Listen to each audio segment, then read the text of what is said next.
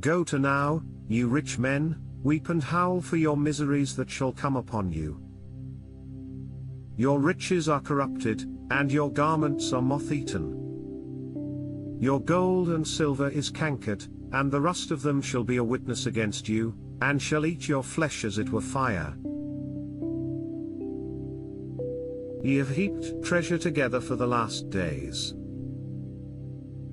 Behold, the hire of the laborers who have reaped down your fields, which is of you kept back by fraud, crieth, and the cries of them which have reaped are entered into the ears of the Lord of Sabaoth.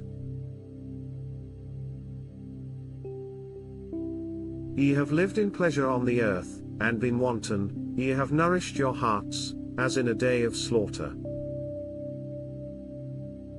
Ye have condemned and killed the just, and he doth not resist you. Be patient therefore, brethren, unto the coming of the Lord. Behold, the husbandman waiteth for the precious fruit of the earth, and hath long patience for it, until he receive the early and latter rain.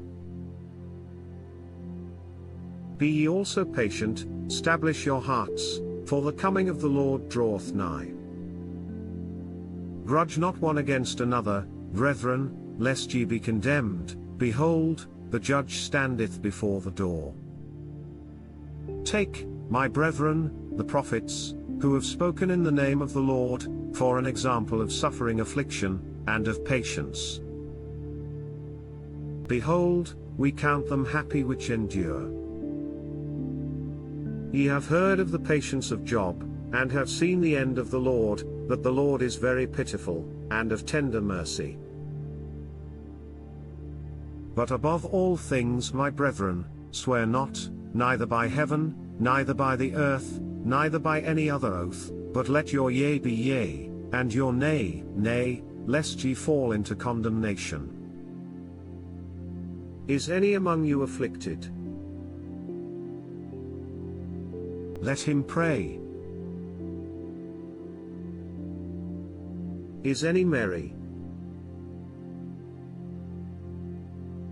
Let him sing psalms. Is any sick among you? Let him call for the elders of the church, and let them pray over him, anointing him with oil in the name of the Lord, and the prayer of faith shall save the sick, and the Lord shall raise him up, and if he have committed sins, they shall be forgiven him.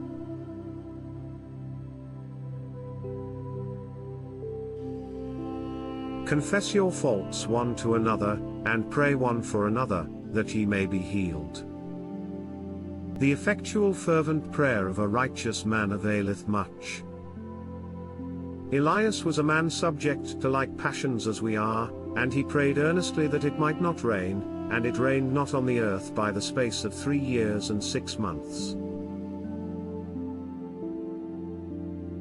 And he prayed again, and the heaven gave rain, and the earth brought forth her fruit.